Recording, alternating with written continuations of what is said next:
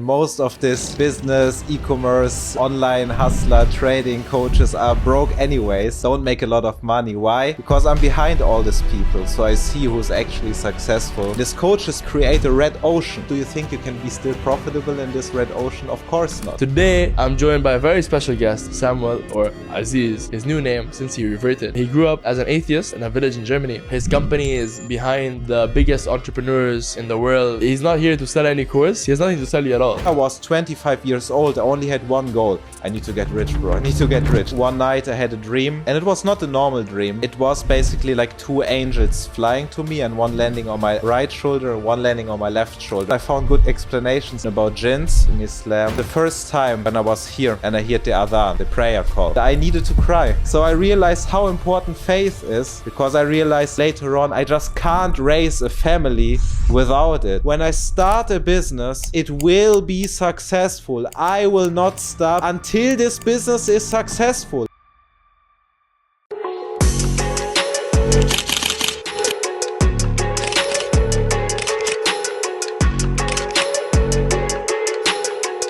Good afternoon, and thank you for returning back to the channel, the Ahmad Mahmood Show, the podcast where we discuss business, self-improvement, and happiness.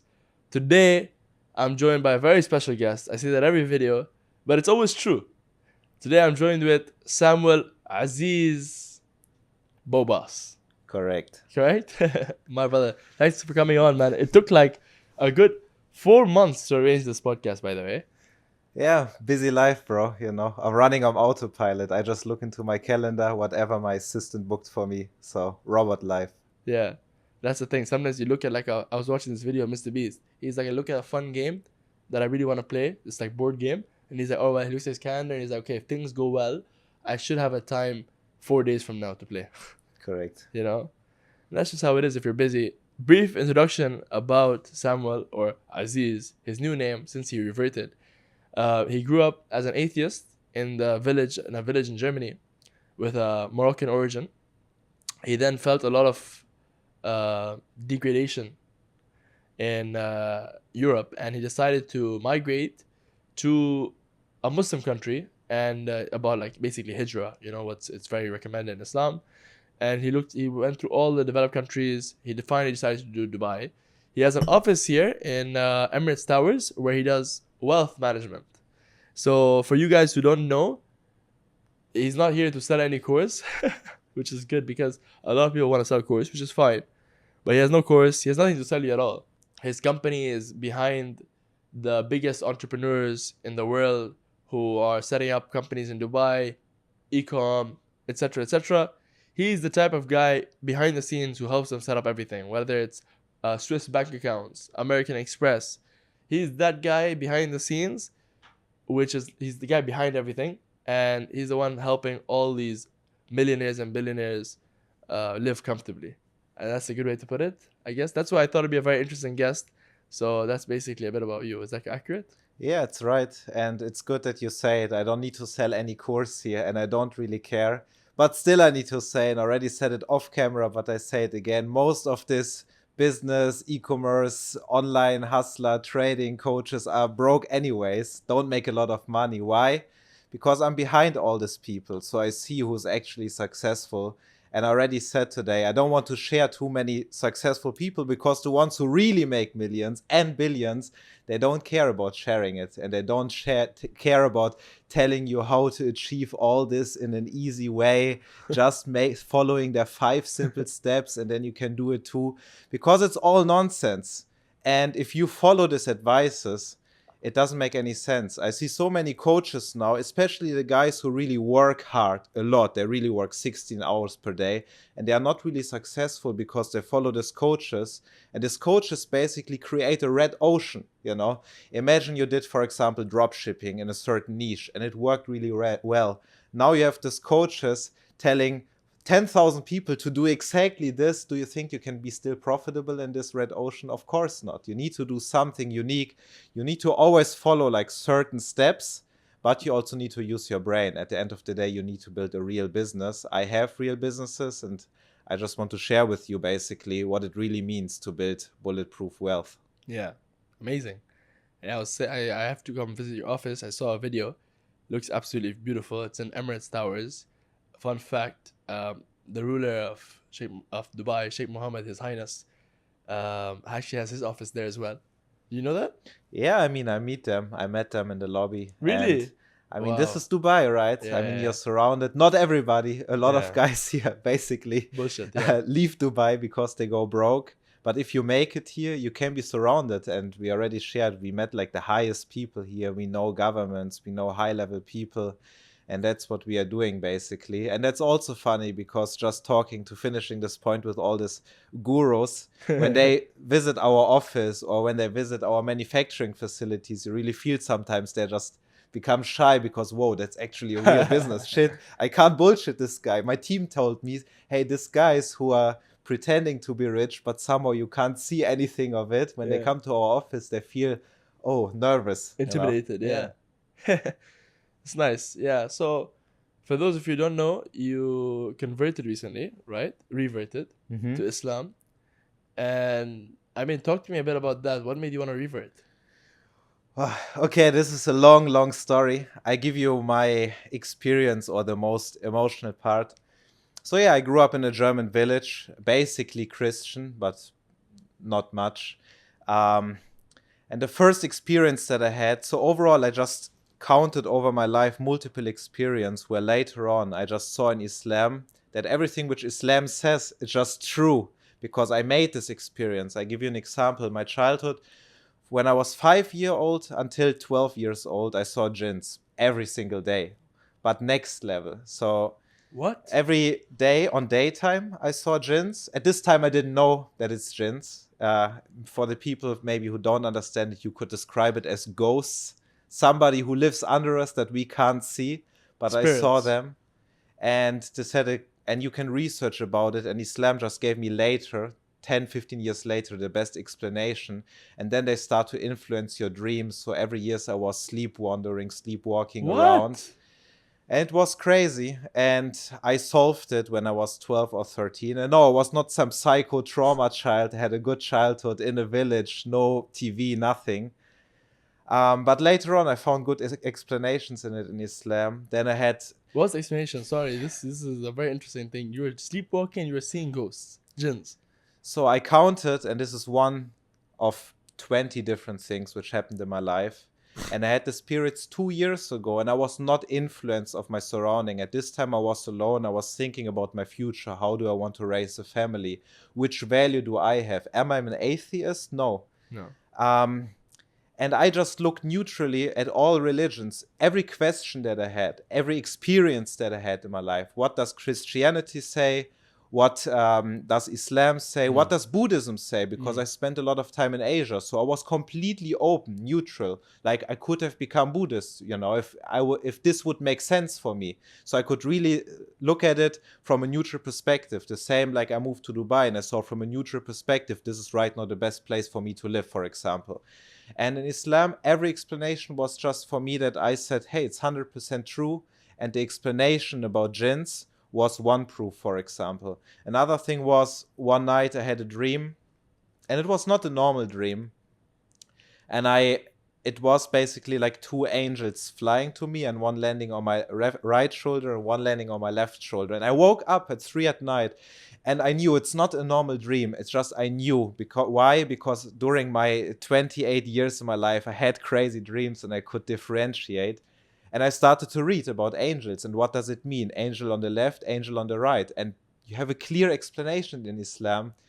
And for example, the first time when I was here and I heard the adhan, the prayer call, and I needed to cry. And even now I feel like I need to start to cry. It's something that you just can't explain. It's something that you need to feel. And even there are a lot of explanation, hadith, when you read about this. At the same time, later on, 2 years ago, when I was reading about the Shahada, not even saying it, I needed to cry. And the first time when I started to pray, I felt the same. So there were just many, many circumstances and things in my life which proved me basically that Islam is right. And if you go deep into it, even if you're not Muslim and you just look from a neutral perspective and you ask yourself the basic questions of life, like what's the meaning of life? And you just see that everybody basically who doesn't have a faith is lost with this question. Doesn't matter if they are billionaire. And I learned about this topic especially once I made enough money, because until I was 25 years old, I only had one goal. I need to get rich, bro. I need to get rich. This was all my focus. 18 hours per day. I don't need free time. I don't need anything. I don't need sleep. I want to get rich. But once I achieved this goal, and once I realized, hey, I basically have enough money to live with this money forever. I don't need to work because I don't need 30 supercars. I know it sounds nice. I know it's cool on social media, but every regular person doesn't need these things. So I realized, hey, I already have enough basically financially. And then I looked around me, and Dubai is a great city, but you see many people, they have money, but they have nothing else. And they are not successful in my worldview. If you don't have a family, if you don't have a faith, what are you? I saw billionaires, and I saw my grandfather with 12 childs. And I thought, I'm still rather my grandfather with 12 childs than some billionaire without family, without anything, with some European wife not respecting them at all, and later taking 50%. So I realized how important faith is. And I decided anyways, this is step one, that I need a faith. Because I realized, hey, later on, I just can't raise a family without it. There were like I went through hundreds of questions in my life. Okay, later on, I have a daughter. How would it be if my daughter becomes a hoe? Because I'm surrounded many times in big cities by hoes. What is the best solution for this? Oh, every Muslim woman, or from every good Muslim family that I know, they were not hoes. And there were so many things in my life, so many experiences, and I was not choosing Islam, honestly. That's at least what I felt. There was the day where I realized I already made this decision. I felt like there's some voice inside me who said, okay, this is right, this is true. And I didn't know much at this time. I started to read, to learn, and I knew. And I was scared because I thought, hey, I'm fully focused on business and I want to stay focused on business. I have big goals, but now there are all these obligations. I need to pray, I need to fast, and all these meetings that I have, that I do many times with people I can't do. I can't shake the hand of a woman in a business meet. There are thousands of things where I already respected Islam always, because I know there's so much. Even now as a Muslim, I always feel I need to do more. I need to do better. I need to get better. It's like my daily goal basically. And it needs respect. So there were so many things, but I just knew at a certain point in my life. And at this time, I had no Muslim friends in my surrounding. I was not in the UAE. I was in Thailand, But I don't know. I just realized I will do it. And then I called a friend and I told him, bro, can you teach me more? Can you teach me? I want to learn first how this actually works. How do I need to pray? And at the moment, like I said, when I said the first words, when I just wanted to learn what even Shahada means, just I had an overflow. And guys, I was not crying my whole life. I'm not an emotional person who I don't care. That was the only reason in my life and the only point in my life where I started to cry, and I couldn't explain it. I was not sad. I was not Even depressed. every time you talk about the topic, your voice starts to shake. That's right. And I couldn't explain this feeling. I never had this before, and it was just clear, not from a neutral perspective. This was not a rational decision. Hey, it brings me something for business, or it brings me some good friends, because actually it crushed everything that I've built in this time. But it was just a decision. Sometimes you have these decisions in life, or you should make them, that you decide, I don't care. This is the right way. This is what I need to do.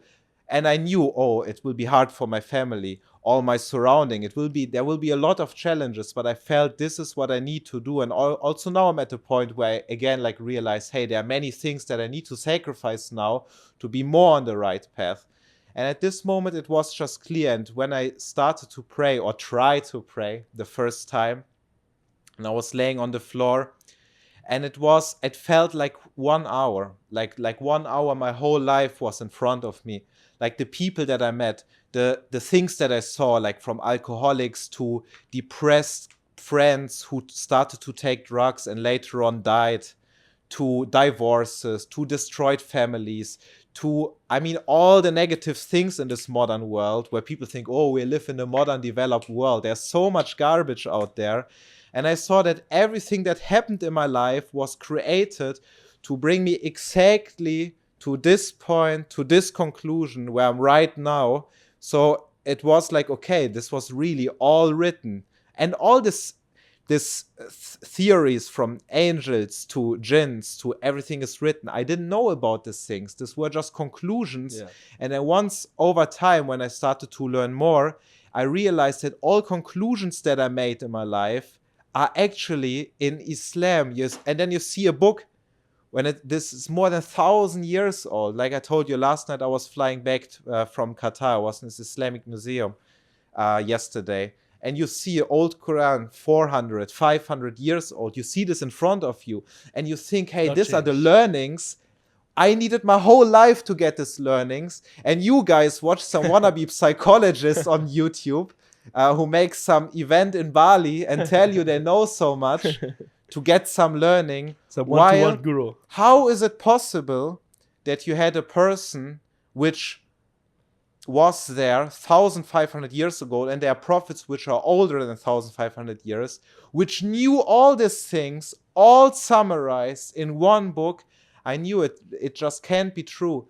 And they can be the richest person in the world. When I watch their interviews and they're telling, oh, I was searching for meaning of life, I still don't know the meaning of life. There I have the answer. And this was the conclusion at this time. We want to talk mostly about money today.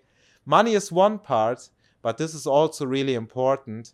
And once you have faith, 1 year ago I met one imam. He said me, the best is if you already have a good foundation, you're a good person, and then you put Islam, or let's say overall faith on top of it, it just guides you in the right direction. Because you have a clear guidance. Without that, you don't have a clear guidance. When you grow up in Europe, in Germany, people don't have a clear guidance. And that's why if I look now at my old school class, they're either hoes or broke or lost or divorced. They're just fucked up in their life. And they were not bad people, but they didn't have any directions. How can you have a direction if you don't have clear rules and clear guidance? And yeah, this was like, this is just the direction. Yeah, amazing. Honestly, it's an inspiring story. And I feel, as a Muslim brother, feel like warm when you talk about it, because mashallah, like, you know, even sometimes in my prayer, I also think to myself, like, I should be more concentrated, because there have been prayers where I felt very in tune with it. But when I see someone new, mashallah, and you already have this, you know, closeness to God when you're praying and stuff, it's so beautiful, mashallah. And when you get to reach that point, it's really nothing, there's no more serene feeling than that. There's no more blissful feeling than that. And you mentioned it perfectly. I want to ask you, because I know that, first of all, Aziz is your name that you chose for yourself. Why you chose Aziz, and also if you can touch a bit about the jinn thing, because you kind of you mentioned that's super fascinating, and you said you solved the jinn situation when you were 13 or 12. I'm very curious as to how you solved that and why you chose the name Aziz. Yeah, I just got a funny comparison. I think a few days ago I talked with some guy, and he told me about like some family members, and the mother is like divorced, has a new husband, but still has the name of the old husband. And this is the norm in Europe, you know, you see these families all the time. And it basically shows already this destruction, right? This like woman is still like half, she's carrying this name from this old husband. I don't know, for me it's a shame. And it's just a comparison. So when I reverted, because I like this word revert more. Yeah. And this is also on the first day when I reverted, I talked to a man and he said, look, you're not convert, you're revert. You were already Muslim before, you just didn't know. And this is a really good explanation, because I already felt that it's right. I already tried to follow this path unknown. I always hated people who were drinking alcohol and wasting their life with some nonsense. And I decided, okay, I try, and I knew, I saw all the challenges, right? It's the same when you are young and you want to do business, and people always say, oh, my parents were against it. Of course your parents are against it, because they were not doing business. It's nothing bad. It's just the norm, you know, it's your surrounding. And the same is, of course, if you choose a new faith, it's even more difficult, because all the friends, everything that you've built brings you into the opposite. And this is why people who are usually growing up poor, sooner or earlier, they end up poor. You see all these young hustlers here in Dubai who make some good money. In 5 years, they are broke as fuck. Why? because they manipulate themselves to go back where they are originally from. They flex out all the money to feel cool. They don't think long term. They think now because they have one online shop or because crypto is booming, they are rich. And in a few years, they're broke again. So they go back to where they are from. And I think this is the biggest challenge in life, to really leave this matrix where you're from. It's really difficult because sooner or earlier, somehow people always go back to how they grew up. They talk like their parents. They think they're different, but then 10 years later, they're again in the same matrix. And I thought the first decision that I need to make is I need to choose the right friends. And for me, it's like, So important. And for me, honestly, I want to represent this also step by step. I'm learning and I need to improve. And you have the 99 names of Allah subhanahu wa ta'ala, and all these names show an attribute. It can be strength, it can be kindness. Correct. And Aziz is basically almighty, all powerful. I like this name.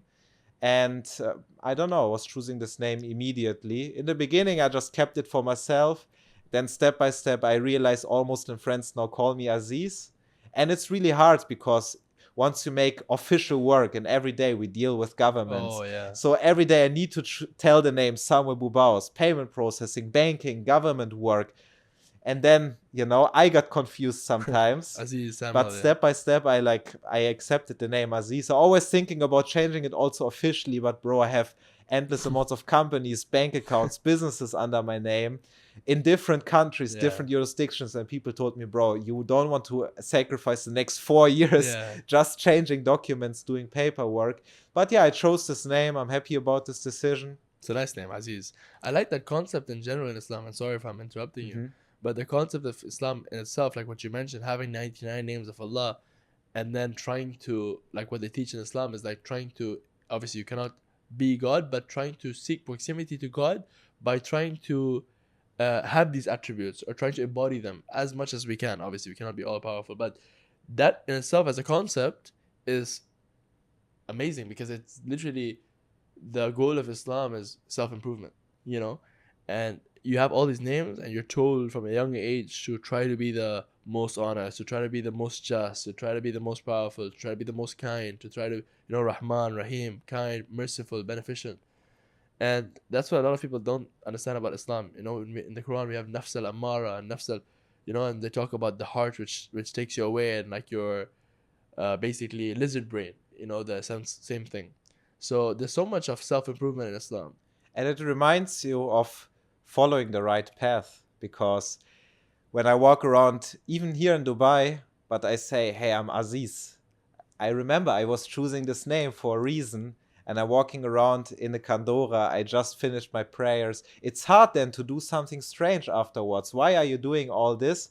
And that's also the concept in Islam that I understood. When you pray, when you do all this duties that you have afterwards, it's just harder to do bad things because you think, wait, I already fasted, I already prayed, true. I already gave zakat, True. which means I gave a share of my money to poor people or for something good. True. And now I just go to party with some hoes. It's difficult, Doesn't you work. know, and you feel ashamed from inside. You really start to build this muscle that you feel ashamed of if you do something wrong. And yeah, this is the decision of the name. And also afterwards, very important to choose the right surrounding, and you need to be strict to some degree. It's really difficult as a revert. Let's say you're already married, you have friends, and now you need to do it strategically. You can't be like all of a sudden overnight the most radical person who tells everybody that they're doing everything wrong. So you need to do it slowly. Yeah, of course. But you need to be strict and need to tell your surrounding, this is the right path, I want to follow it, and you need to try every day to build the right surrounding. It's the only way, honestly, to get it right. Nice. Talk to me about money then. How do you make your money? Okay, so I grew up in Germany, in this small village. I didn't have much to do, basically. So it's 300 people, some cows, forest. There's no restaurants, nothing, basically. And at this time, very different influence. I had like 1 hour per week where I was allowed to watch TV, and I was always watching this MTV Cribs. And I saw these nice villas. And I was 6 years old, and at this time I thought, okay, so basically now everything that they tell me in school is bullshit. Because you live in a small village, so you know exactly how your teachers are living. and you know exactly that these parents who tell you something, how they live, and I thought, no, it's nonsense anyways. And when I was 6-7 years old, I wrote down in a blog, I promise myself I will not follow their advice and I need to get rich. I didn't know how, and it took a long time. And when I was 16, I started in the gym. I was good in shape. And a lot of people started to ask me for advice. So I started to become a fitness coach. It was the only thing. I didn't need it to be rich. I was 16 years old. Yeah. I just needed some money. But I needed money, really. Yeah. It was urgent. Okay. I couldn't live this, Okay. and I didn't understand this life. Why should you just sit there and do nothing and say, oh, it's all good? You need to be grateful, but you also need to do something in your life. It's your duty. And during school time, I was already then a good fitness coach. A lot of people paid me. Then I started with social media. Step by step, I became one of the biggest fitness coaches in Germany. I was the first one. I mean, it's already now more than 10 years ago, the first one who made ads in Germany for fitness coaching. Nice. So it was, you paid nothing for clients at this time. It was like 50 cents per client and you can just scale. So it was the right timing, but already because Facebook my ads, mindset, right? Yes, Facebook ads. The Facebook page. It was next level. And then came all these fitness influencers, bodybuilders to me and said, hey, can you do the marketing for me? And then I started step by step to transit, because then I was building the fitness coaching in their background, but always anonymous. I didn't even like, honestly, to present myself. I don't like attention, you know. I think it's not now necessary, but I didn't care. And then I was in the background of all these fitness influencers, scaled their businesses, and that's like basically how it started. Nice. And today, how do you make the bulk of your money? So what I always say in business, you need an unfair advantage. It's not enough to just hustle and believe in yourself. Business is business. So you need to see it from a neutral perspective. You cannot do some garbage, let's say average agency dropshipping business, which 5,000 other people are doing who are working probably even harder than you, and think, oh yeah, now I will be also rich. No, you need to do something where you have an unfair advantage. And because at this time, I was already in the fitness industry, I knew everything about fitness, health, bodybuilding. We already worked in the background of all these big bodybuilders, so we had two unfair advantages. Yeah. And we started with supplements at this time, which was easy. You don't need to know much. You already have reach. You already have 10,000s of clients. You already have partnerships, affiliates, which I always say, if you have a big business, you need affiliates, people who can promote you. We already had all of this. So we didn't even need to do much, because these companies were reaching out to us. Because if you have an unfair advantage, if you focus on one thing, you don't need to penetrate all these people, because people are reaching out to you because they want something from you. And that's how we started in e-commerce. I didn't know much about e-commerce, because for what? I had all the affiliates. I knew how ads work. I knew how the industry worked. And that's enough. And step by step, we scaled supplements. We were selling company data. We were starting our own manufacturing. We were buying competitors. And I will not, because I'm telling you guys, I'm not selling here some earn money coaching. And honestly, I also don't need 500 people copying my businesses. But we still have the businesses, running the businesses. So everything related to e-commerce made most money. And wealth consultancy now. Talk a bit about that. So during this 10 years, I faced a lot of issues, because when you build businesses around the world, it always requires the same steps, right? You need to set up a company. You need to get good bank accounts. And during these years, I had like the worst experiences in my life. So going back to this first time where I made all my money. So I left my home, my village, when I was 18 years. On the first day when I finished my school, my everything was packed already. 2 weeks before I finished my school, I was just waiting to move out. Not because everything was bad, but you need to leave the surrounding. Exactly the same what I told you. With religion, with faith. If you want to be more religious, what's the easiest way? Be in a surrounding with more religious people. It's easy. Yeah. What's the best way? To be completely haram, bro. Just be in this haram surrounding with all this more. It's so hard to work against this. It's so hard. And your willpower is limited. Yeah. While if everybody around you now, Ramadan, we are fasting. Even the people who are not Muslim think, I will also maybe fast. True, you know, true. It's you feel it's right. You feel it's right.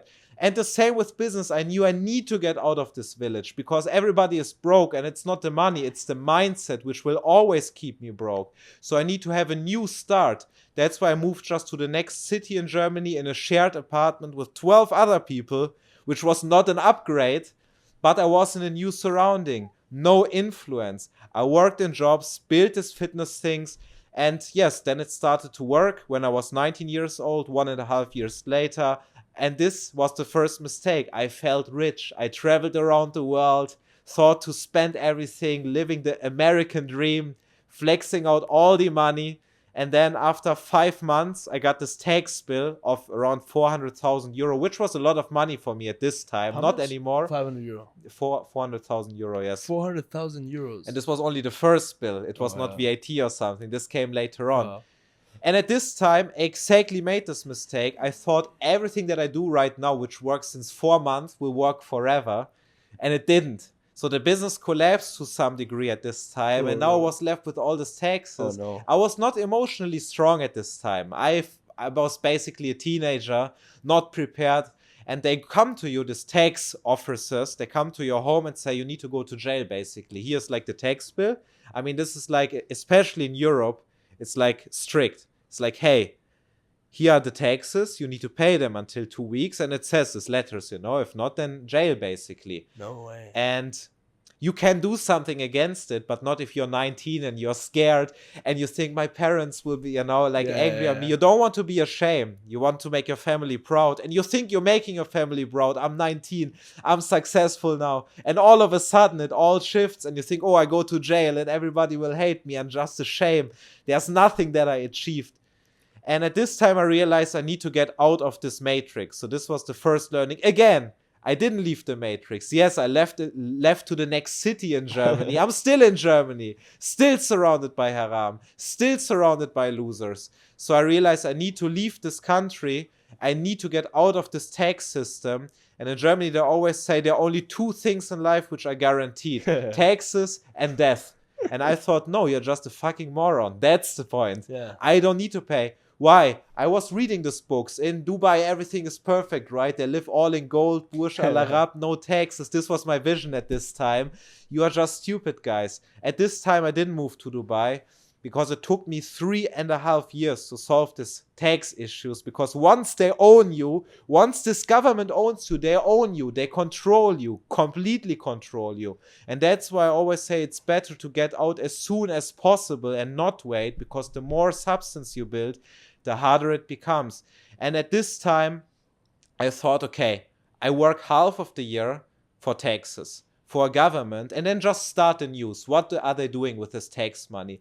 Look at all these wars that you see right now in this world. Look what's happening in Palestine. Look what's happening in Ukraine. Look what's happening in Syria. Who's paying for all of this? The taxpayer. And I realized, and there are also, by the way, many good explanations in Islam about taxes and excessive taxes and why excessive taxes are not good.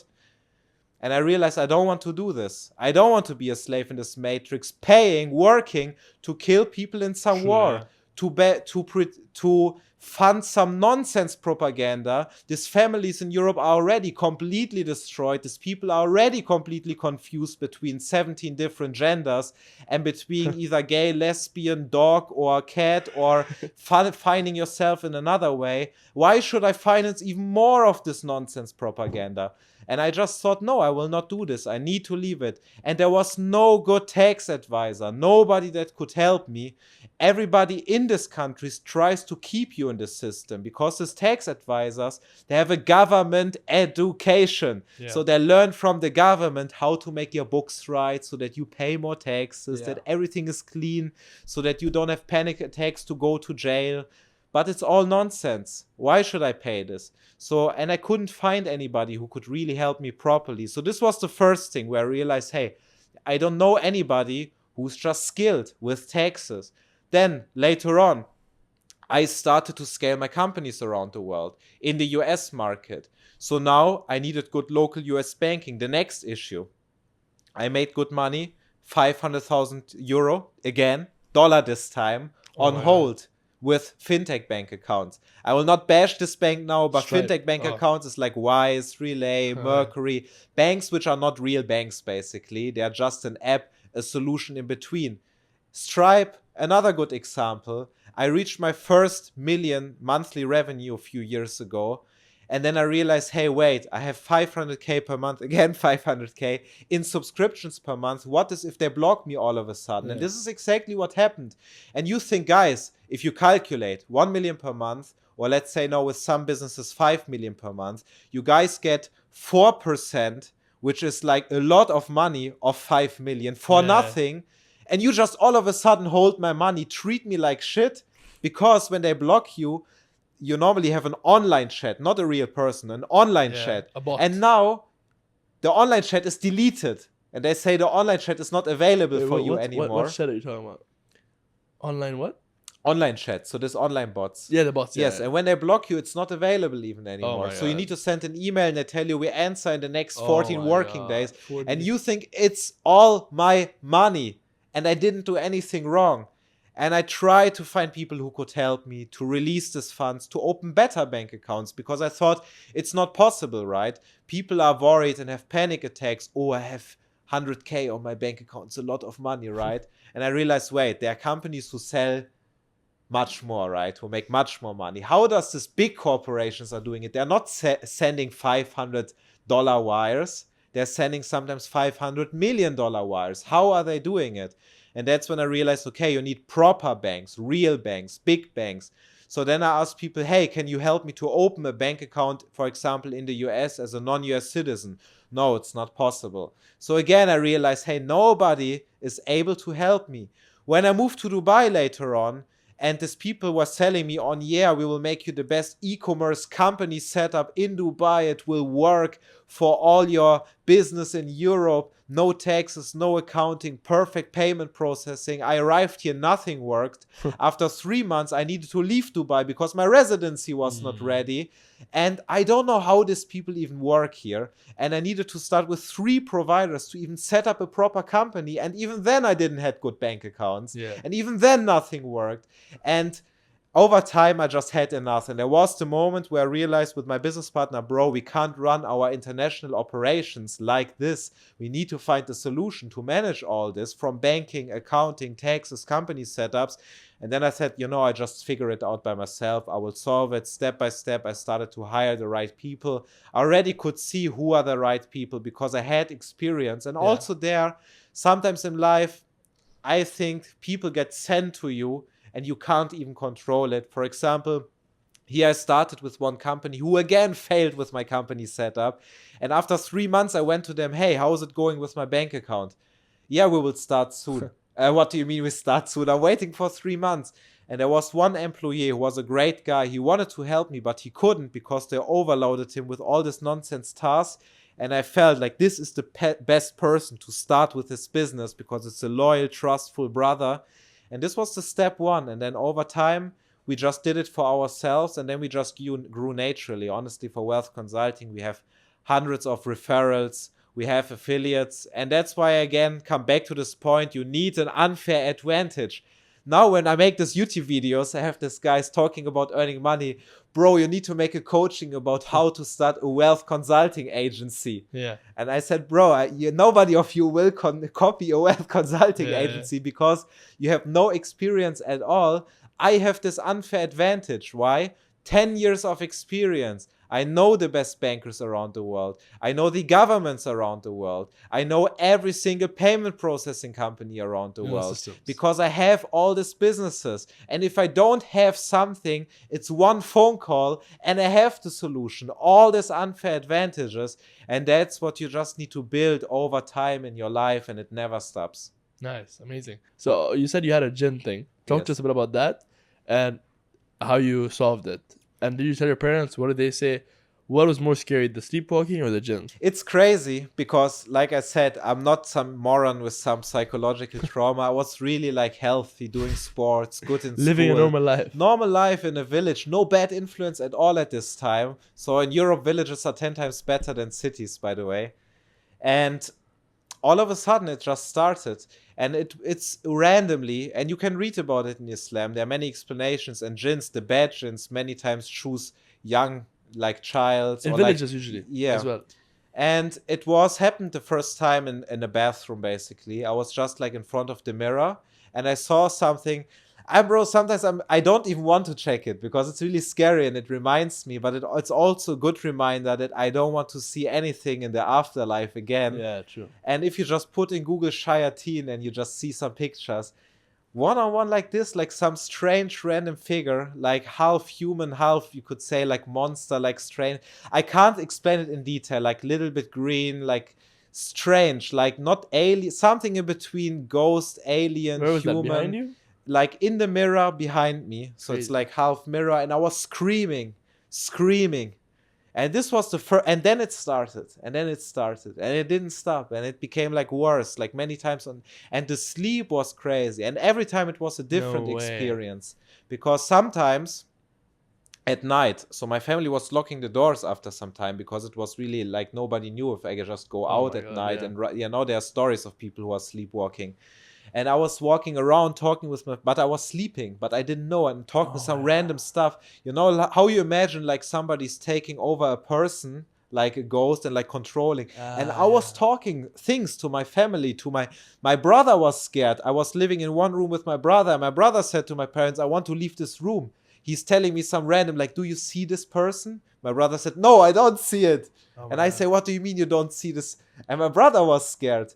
And sometimes I was sitting there 2 hours talking some random stuff, but I was sleeping. I was not awake, but I was with open eyes. Like, and then after some time, and then I realized, shit, what happened? Where, like, Oh my God. What happened? Took over your body. And then another times I was sleeping basically, but I couldn't control myself. So I saw like this random like figures, and I saw them, and I was sweating with fever, sometimes 3-4 hours. They wanted to call an emergency because it was fever, like sweating, and I couldn't do anything basically. And it was crazy, and it just always came and go. After some time, I just made basically, they wanted to put me in some like therapy, and then I talked to this person. And then just all of a sudden it just stopped. So I think it was placebo at this time. So all of a sudden it just stopped step by step. But it's a powerful reminder, because there are things, you know, we people now are so detached from everything basically. We only see what's materialistic. Yes, we see the watches here, we see the cars here. But for people, everything that you can't see is not real. But if you already saw these things, that's why I said before, if you feel things like a prayer call, if you saw things like jinns, then you know there are things which you can't see on a regular basis, but which are really important, because sooner or earlier your life ends. And I had another story where a good friend of me died. Oh, sorry. And sorry for your loss.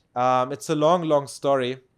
And I thought 2 months ago, we were sitting like this together on a beach talking about our visions and dreams and business plans. And bro, we will make this in the future.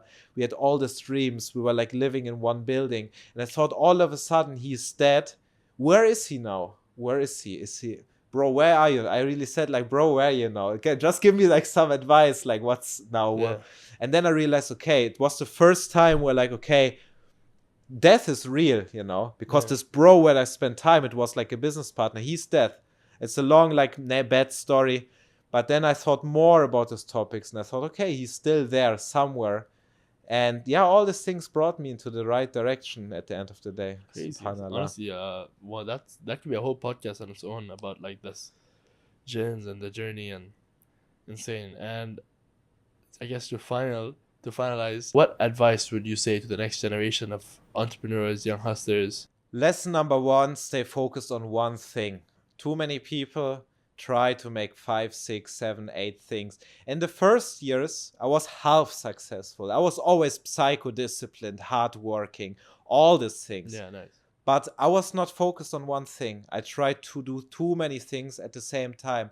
And just remember, everything that I explained today, leverage, unfair advantage, it only comes from focusing on one thing. It doesn't come from doing so many things at the same time. And it's a big mistake.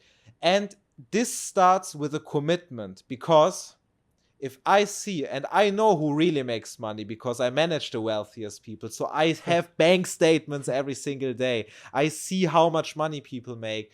And they are successful people in every single industry, in crypto, in trading, in e-commerce, in real estate. So every industry can make you successful. So if you are unsuccessful, it's not the industry, it's you. It's you who are the loser, who's not focused.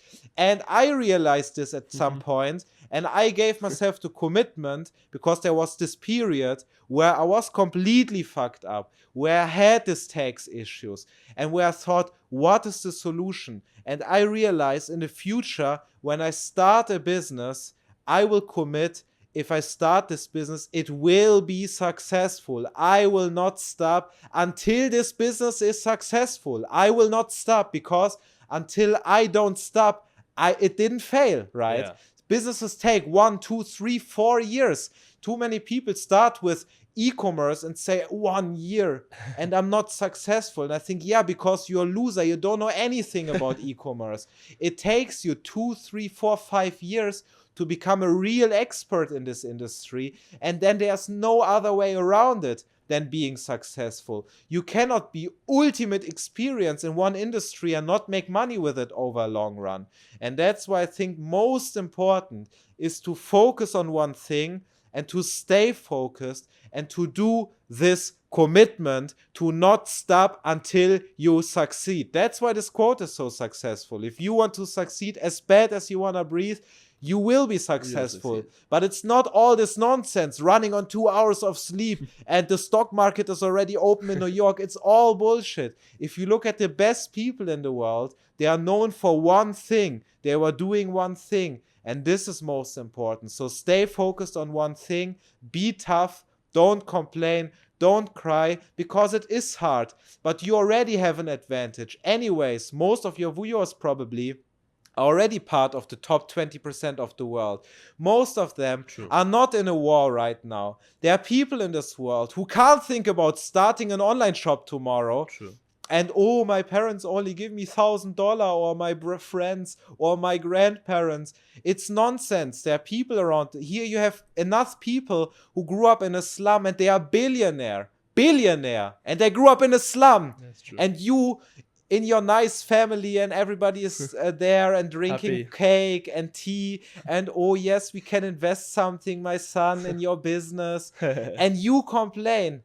It's nothing. You already have the basics covered. You have it, and that's what I always reminded me when I was living in a shared apartment with 12 idiots. I still have a shower. I was not going to this disgusting shower. I was showering in the gym, but I have a shower. I have a bed to sleep. I was not wasting money, but I have oats to eat. What does oats cost? 50 cents per day in Germany. Here in Dubai, maybe 10 euro for a package. But still, you can eat rice. You can have a shower, you can sleep, and you can focus on your business. So what is there to complain? Then go to a psychologist. Then don't even start a business. Because that's what you need for a business. Not a psychologist, but balls, at least for the male viewers. Because courage. Everything else is nonsense. I mean, what are people complaining about? I don't understand it. You just need to focus. You need to follow one script. And if you follow this moron gurus and this coaching won't make you 100% successful, at least you have a blueprint. At least you became expert in something. And now start to use your brain. You can only be successful if you focus on it. Every single day you need to think about business. Every rich person around me, they think about business and earning money every single day. So they ask themselves this question: what can I improve? What brings me more money? What is inefficient in this business? And if you do the simple steps, you just follow people who are successful. We talked before our podcast. I learned so many things about business, about podcasts, because now I'm surrounded with a person with a lot of experience. Thank you, brother. And then you guys, what do most of these guys have, You need to have the right surrounding, and then you follow these people. Yeah. And if this doesn't make you successful, if you followed 100% successful people, you're surrounded by successful people, and it still doesn't work, the only thing you need to do is ask yourself, what can I improve? Okay, maybe this niche is not profitable anymore. Maybe I'm in crypto, and crypto is game over for already 5 years. Or I'm in dropshipping in a random niche which is where it's 0% chance to make money, then I just shift one single shift, and this makes you successful. A lot of guys come to us and they say, hey, I work hard, and they really work hard, but they don't make money. But I see everything is in place. They work hard, they have employees, they do a good business, but there's only one piece left, one single piece left. And I say, just shift this one little thing, and then you make money. Or even taxes is sometimes enough, because there are people who already make 10 million, but they say, bro, I'm making minus, you know. A lot of your viewers maybe think just because people make 10 million, it means they make a lot of money. There are so many brokies out there who make 10 million because they're not profitable at all.